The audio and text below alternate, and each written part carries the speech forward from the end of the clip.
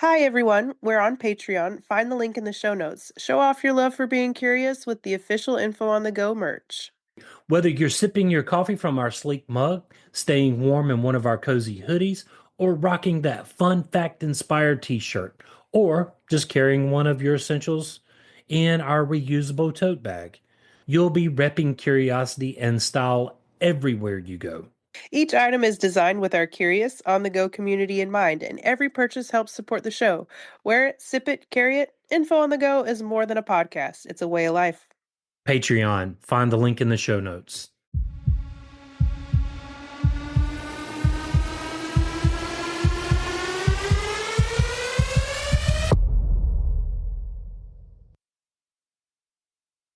Hi, I'm William, And I'm Kat. and this is a dash of info. Little things you want to know. Mother's Day on a dash. The practice of honoring motherhood and maternal figures dates back to ancient civilizations. In ancient Greece, celebrations were held in honor of Rhea, known as the mother of the gods in Greek mythology. Festivals dedicated to Rhea often involve feast, offerings, and rituals meant to show gratitude for her role as a life giver and nurturer. Hmm. Similarly, in ancient Rome, the goddess Cybele, regarded as the Great Mother or Magna Mater, was celebrated during the festival of Hilaria. This multi day spring festival included parades, games, and sacrifices in her honor. So here we go again with sacrifices. Remember in Valentine's Day, we talked about how sacrifices for Valentine's Day, Mm-hmm, mm-hmm. now sacrifices for Mother's Day. Well, sacrifices were a big thing back in those times. Yeah, they were. Were, for sure. Well, I guess, mothers make sacrifices, so. True, true. We definitely sacrifice a lot. Oh, yeah, happy Mother's Day. Oh, thanks. Both goddesses symbolize the deep cultural respect for motherhood as a vital and sacred aspect of life. By the 16th century, a Christian tradition called Mothering Sunday emerged in Europe and in the United Kingdom. This day fell on the fourth Sunday of Lent and served as a time for individuals to return to their mother church, the main church or cathedral in their local area. During this visit, people gave thanks and showed devotion to their church. Over time, the day evolved into an occasion for families to reunite. Many children, often working as servants or apprentices far from home, were given the day off to visit their families. They would bring gifts like flowers or Seminole cakes to their mothers, blending religious and family appreciation into unique celebration. Although Mothering Sunday began as a religious observance, its focus on family and maternal love laid the groundwork for modern Mother's Day celebrations in some parts of the world. This ancient and Christian tradition highlights humanity's enduring respect for motherhood and its central role in society. During the 19th century in the United States, women's peace groups made early attempts to establish holidays dedicated to promoting peace and opposing war. A common activity involved gatherings of mothers whose sons had fought or died on opposing sides during the Civil War. In 1868, Jarvis formed a committee to create Mother's Friendship Day to help reunite families divided by the war. And had previously organized Mother's Day work clubs to improve health and sanitation in Union and Confederate camps. So she was working both sides of the fence. Kudos to her. Right. Though she hoped to establish an annual memorial for mothers, she passed away in 1905 before achieving her goal. Her daughter, Anne Jarvis, later continued her efforts. In the 1870s and 1880s, several local observances were held, but they failed to gain widespread recognition. At the time, Protestant schools already hosted many celebrations such as Children's Day and Temperance Sunday. In 1872, Julia Ward Howe in New York City led a Mother's Day for Peace anti-war observance accompanied by her appeal to womanhood throughout the world, later known as the Mother's Day Proclamation. These events focused on promoting world peace. They were celebrated in Boston for about a decade before fading away.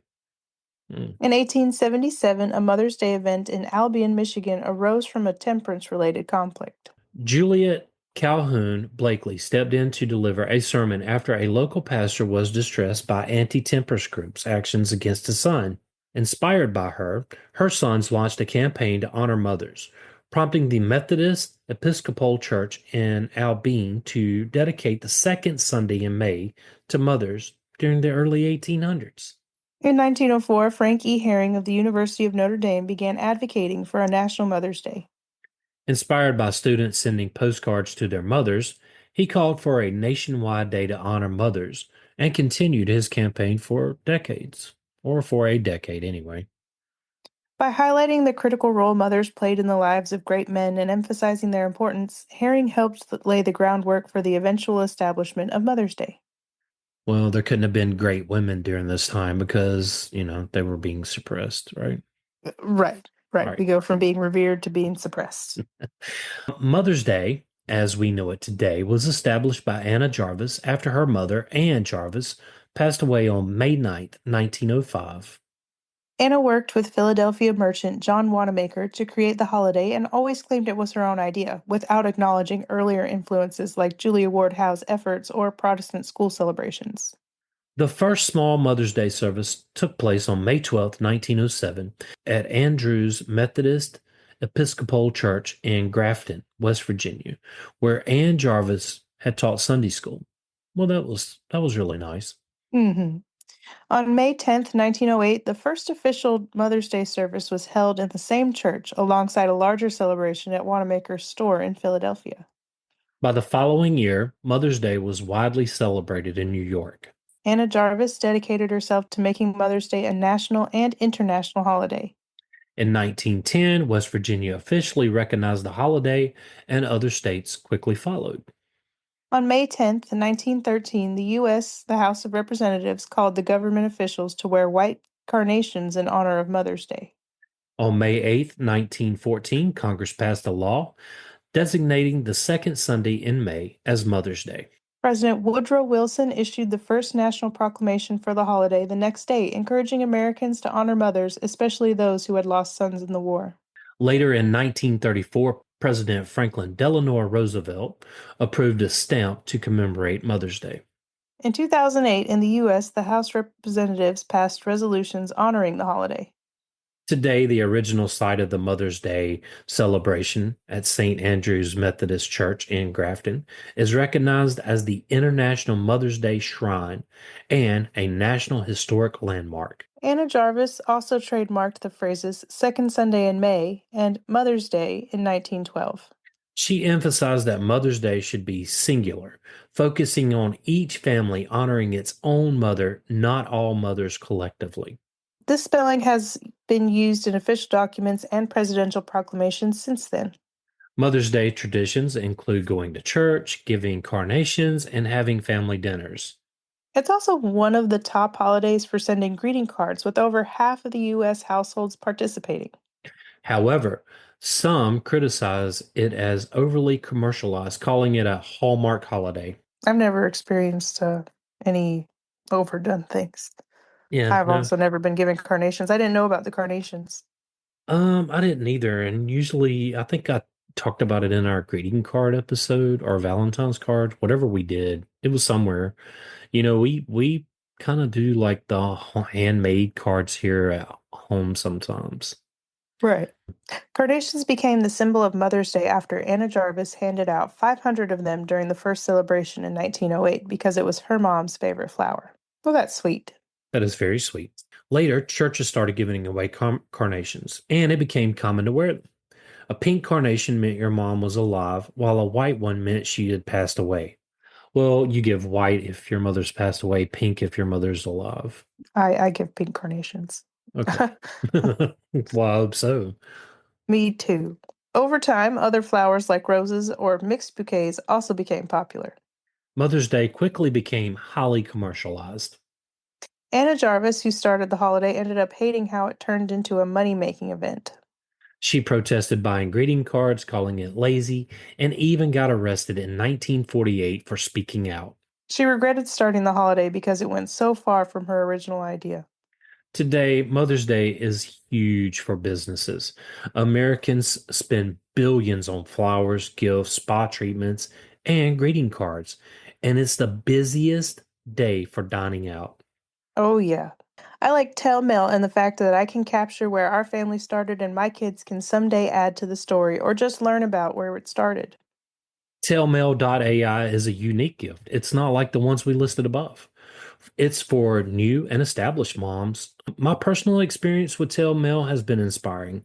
Mel calls you and asks you questions, kind of like an interview. It gives you the opportunity to tell stories. Tellmail to me captures the stories that often get lost over time.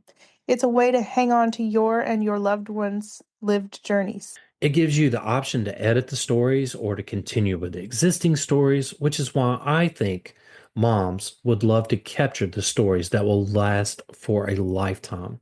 Mother's Day weekend is also linked to sports. NASCAR races like the Goodyear 400 and golf tournaments like the Players' Championship often take place during the weekend.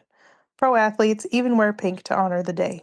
And, NASCAR is a very family oriented sport. Um, Hmm. Mother's Day popularity has lasted because of its commercial success.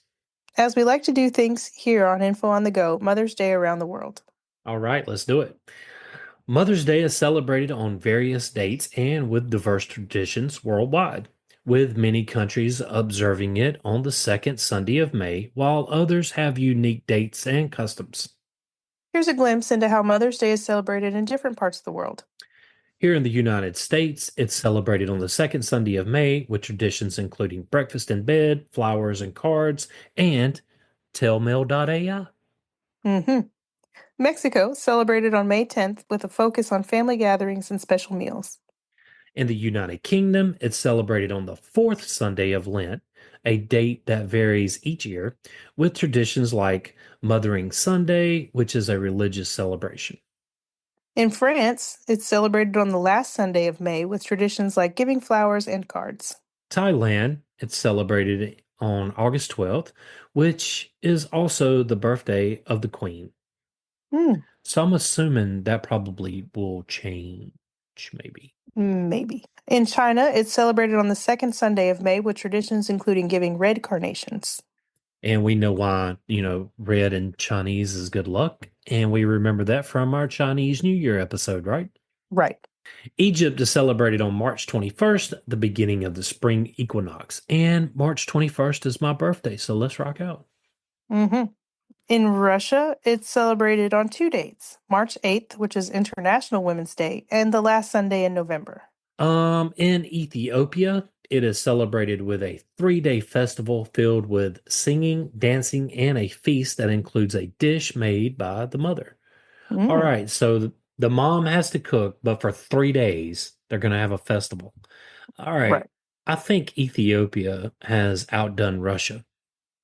Yes. Yes. Okay. Japan, it's celebrated on the second Sunday of May with traditions including giving carnations. In Haiti, instead of giving flowers, people wear flowers to honor their mothers. Mm. I don't know.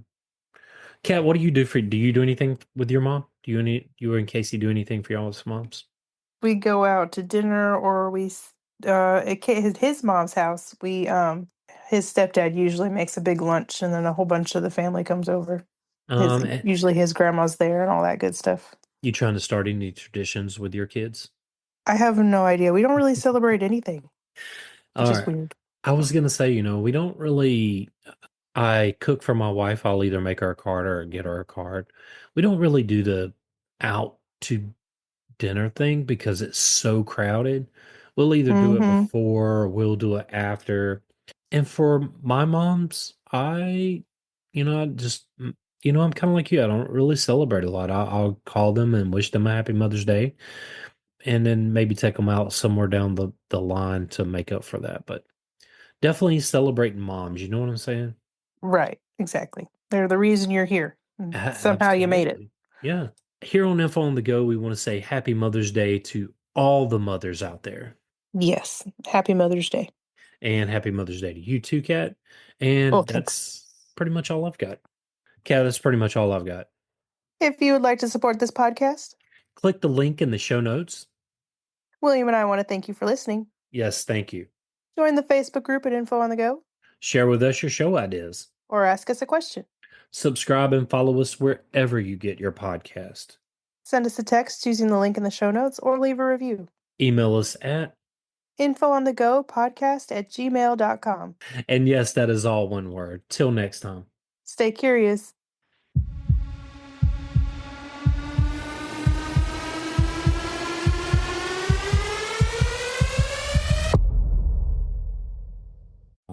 Hey, this episode is brought to you by ChatDoc. It is an AI powered tool designed to help users interact with documents using natural language. It allows you to upload PDFs and other document formats. You can chat with them to extract key information, summarize content, and analyze details efficiently.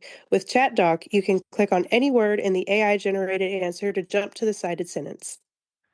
So, Kat and I love to use ChatDoc when we're writing our episodes because we're able to share information. But not only that, we're able to cite the information that we're actually putting in to make sure that it is valid information, Right, exactly. Verify. verified. So, check it out at ChatDoc.